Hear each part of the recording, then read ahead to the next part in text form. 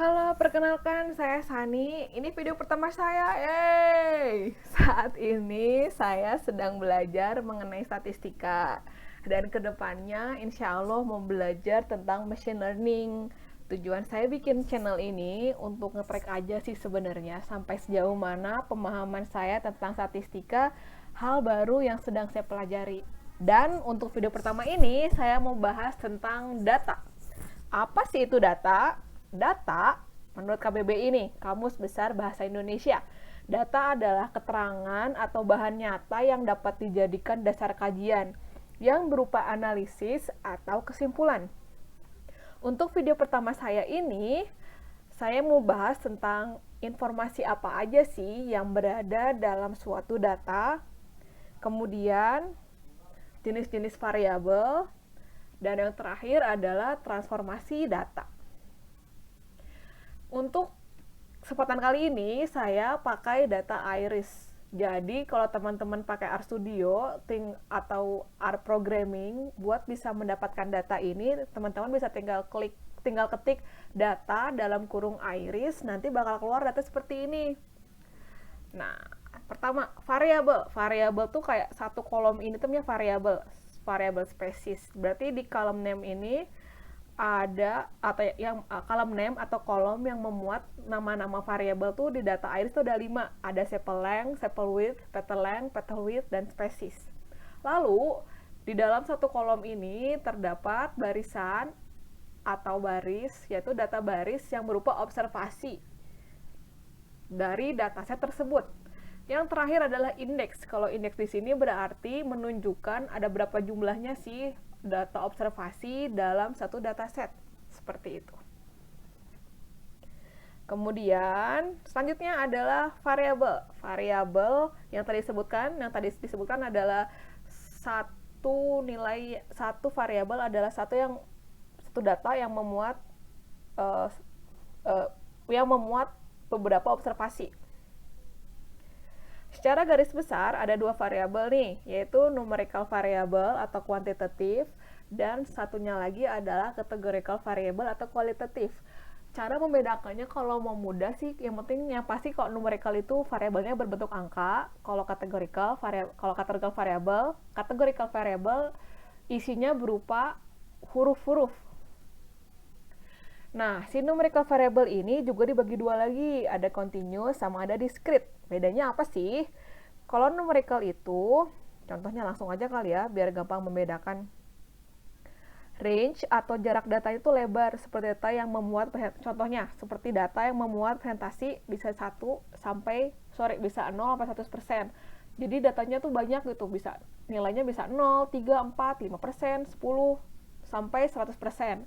Atau contohnya lagi misalnya rata-rata tinggi badan perempuan dari 130 cm sampai 200 cm. Berarti kan banyak ya. Berarti dari data variabel ini misalnya bisa jadi ada yang observasinya tuh nilainya 130, 135, 155, 200, seperti itu. Kalau discrete, langsung contoh ya, misalnya kayak ada satu keluarga. Biasanya berapa sih dalam satu keluarga tuh jumlah anaknya? Bisa 1 sampai 5. Mungkin untuk tahun belakangan ini paling banyak keluarga itu punya anak 5. Jadi bisa didata nih, mungkin kebanyakannya 1, anaknya 2, 3, 4, atau 5. Contoh lainnya kayak frekuensi makan dalam sehari. Kan nggak mungkin banyak ya si variannya ini nih, variasinya. Kayak mungkin paling banyak tuh orang-orang sekarang makannya 5 kali. Berarti frekuensi makan dalam sehari itu mungkin diisinya itu ada 1, 2, 3, 4, dan paling banyak 5. Jadi discrete itu pengelompokannya tuh lebih range-nya lebih sempit dibanding continuous. Seperti itu.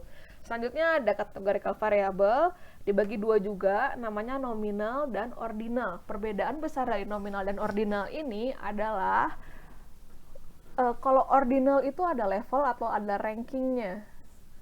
Kalau nominal contohnya kayak variabel jenis kelamin, ada perempuan, ada laki-laki, nanti data observasinya.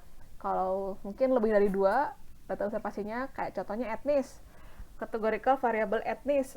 Untuk orang Indonesia berarti ada Jawa, Sunda, Betawi, Batak, dan seterusnya. Sebenarnya sih kayak nominal tuh mirip-mirip sama diskrit kalau menurut aku ya, tapi bedanya adalah kalau diskrit itu isinya angka, kalau nominal isinya huruf atau kata. Selanjutnya yang terakhir ada ordinal. Ordinal itu berarti ada rankingnya gitu, ada levelnya. Contohnya kayak pendidikan terakhir. Ada SD, SMP, SMA, S1. Yang SMP pendidikan terakhirnya pasti udah pernah SD kan, atau yang SMA pendidikan terakhirnya SMA pasti udah pernah merasakan SD dan SMP, begitu pula S1. Jadi ada rankingnya gitu kalau ordinal tuh. Atau contohnya yang lain ada tingkatan pangkatan TNI, ada Tamtama, Bintara, Perwira. Intinya tuh kalau ordinal tuh ada ranking atau ada level yang membedakan antara masing-masing observasinya. Tidak seperti nominal yang kayaknya langsung aja gitu, kayak perempuan laki-laki itu kan nggak ada ranking ya. Jadi perbedaan utamanya tuh itu antara nominal dengan ordinal. Selanjutnya bahasan terakhir tentang transformasi data. Kenapa sih kita perlu untuk transformasi data? Well, untuk beberapa data, kalau kita langsung visualisasikan dengan membuat grafik dari data tersebut tuh bisa sangat melandai ke kiri atau melandai ke kanan. Untuk contoh di sini ini datanya terlalu melandai ke kanan. Oh ya, saya ambil data ini dari dataset. Sebentar, saya cari dulu. Dari dataset view video yang trending di YouTube. Grafiknya terlalu right skewness atau terlalu miring ke kanan atau terlalu melandai ke kanan. Nah, bisa lihat dari sini, itu artinya nilai observasi suatu variabel ini sangat beragam atau bervariasi. Jadi kita bisa mendapatkan normal distribusi dari data ini, kita bisa mencoba-coba dengan mengganti skalanya. Salah satu caranya dengan menglogaritmakan data tersebut. Untuk apa sih? Untuk membuat data terlihat lebih normal atau mengurangi variabilitas data yang terlalu lebar atau terlalu sempit. Intinya dalam menglogaritmakan data adalah kita mau mengubah skala dari sumbu X dari data kita tersebut. Contohnya seperti ini jadinya. Nah, tujuan mentransformasi data adalah untuk melihat struktur data secara berbeda, untuk mengurangi ketidaksimetrisan, maksudnya data yang terlalu right skewness atau left skewness di model yang sedang dibuat, atau yang ketiga untuk mencoba meluruskan hubungan nonlinear dalam scatter plot. Intinya sih untuk mengubah skala dari dataset kita, termasuk juga untuk membantu melihat perbedaan yang signifikan walaupun observasi suatu variabel sangat beragam atau bervariatif. Kalau dilihat dari sini ya, data kita kan puncaknya berarti sebenarnya kurang bisa kita ambil insight atau hal informasi penting dari data tersebut. Setelah kita logaritmakan, datanya bisa seperti ini. Kita bisa tahu nih berarti nilai puncaknya itu ada di kisaran 11. Mendekati sebelum 15, berarti kita bisa let's say lah 14 gitu. Jadi kita intinya tujuan untuk mengtransformasi data adalah untuk mengubah distribusi dari dataset kita agar terlihat lebih normal. Sebenarnya nggak cuma logaritma aja cara untuk bisa mentransformasi data. Beberapa di antaranya adalah kita bisa mengakar kuadratkan data kita, atau juga kita bisa mengkuadratkan data kita. Tapi di video kali ini saya hanya akan memberikan contoh tentang metode logaritma untuk mengubah skala dataset kita. Oke, itu aja. Terima kasih sudah menonton video pertama saya ya, sampai selesai, dan semoga video ini bisa bermanfaat. Tunggu video-video saya selanjutnya, and bye-bye.